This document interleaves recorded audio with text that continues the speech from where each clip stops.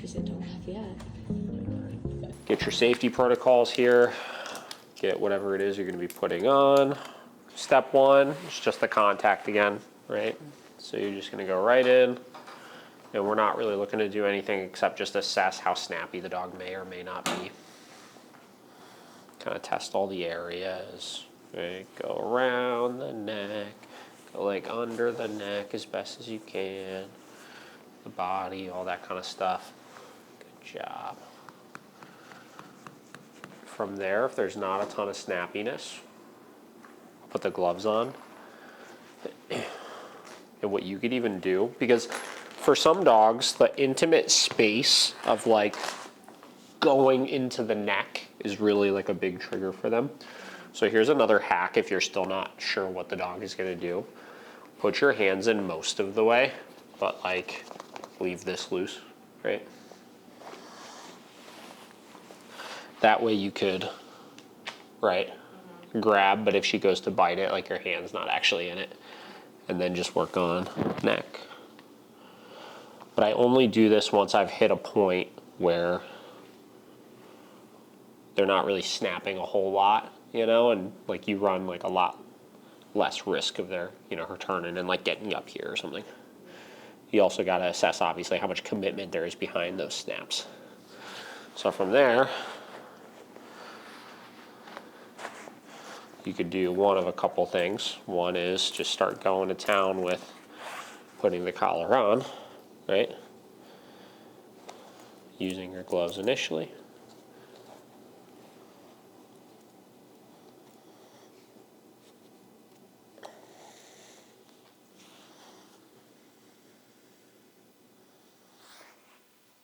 Good job.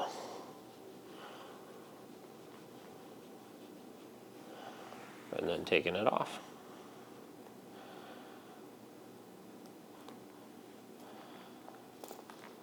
Nice. Good job. And we'll do that one more time.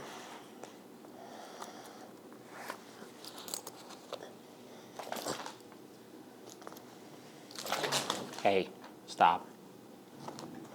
And again, just like we kind of knew this from the other day, but the intensity is very little. You know what I mean? Like even those bites right there, like you barely even felt that on these. So you just kind of go through the motion of doing this, right?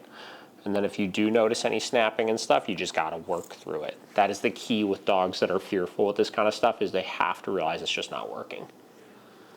Good job. So do that again.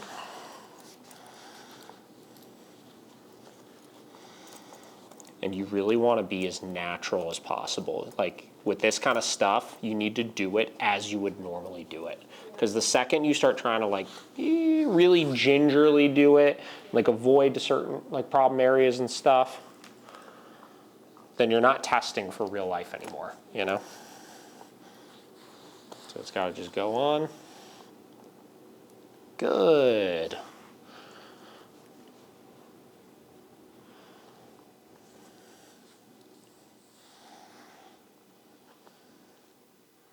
Good job. And one more. There you go. Okay. So we'll let her hang out for a second, then I'll have you do that.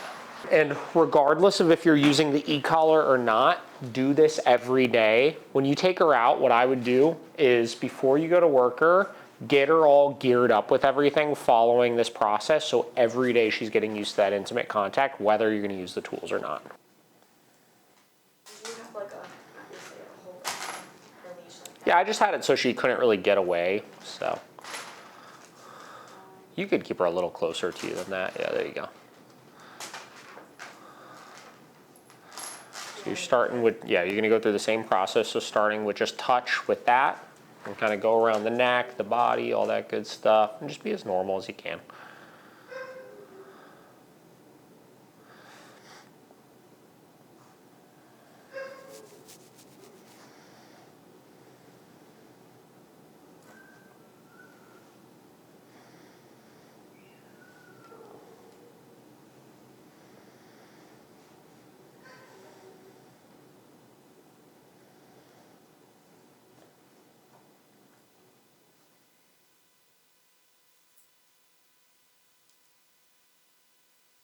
Very good.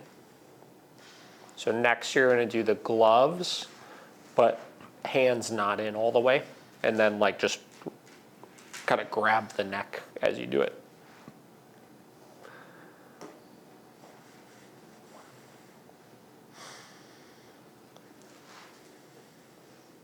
These are huge.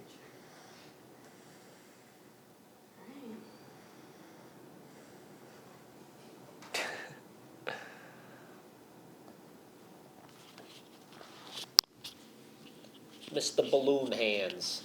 You ever see that video? It's hilarious. Drinking out of cups. Being a bitch.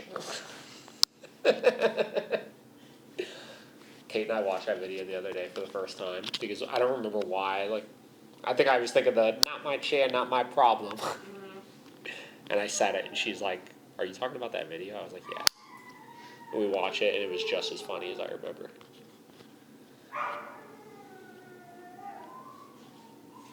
thumb around it.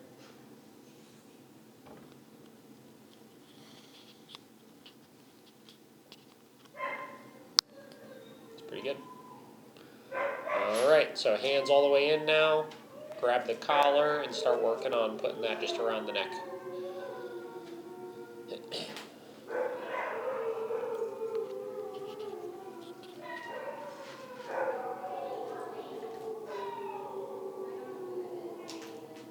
Perfect. You don't have to worry about cinching it and everything. Just doing that alone is good for right now. Nice. And a couple little pets in between. Good job. This is a dog you want to just get used to as much contact as possible. Very good.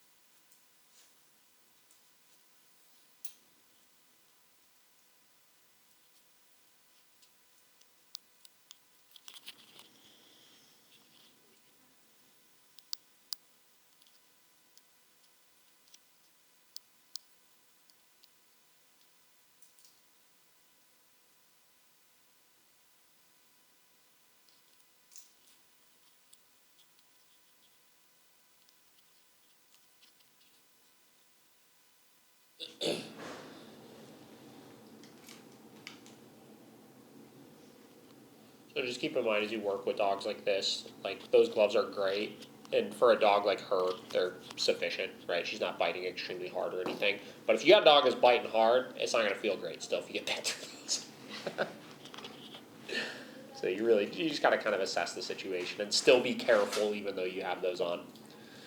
And then other things that I would be aware of if I had a dog I was concerned about this with is if the dog was really going after you, like you would want to watch like your legs and stuff because like they're like prime real estate to get bit right now. Again, not something I would be overly concerned about with her because we kind of assessed that she's really just going for the thing that's coming near her. But you just want to just stay mindful of that stuff. Beautiful. Looks good.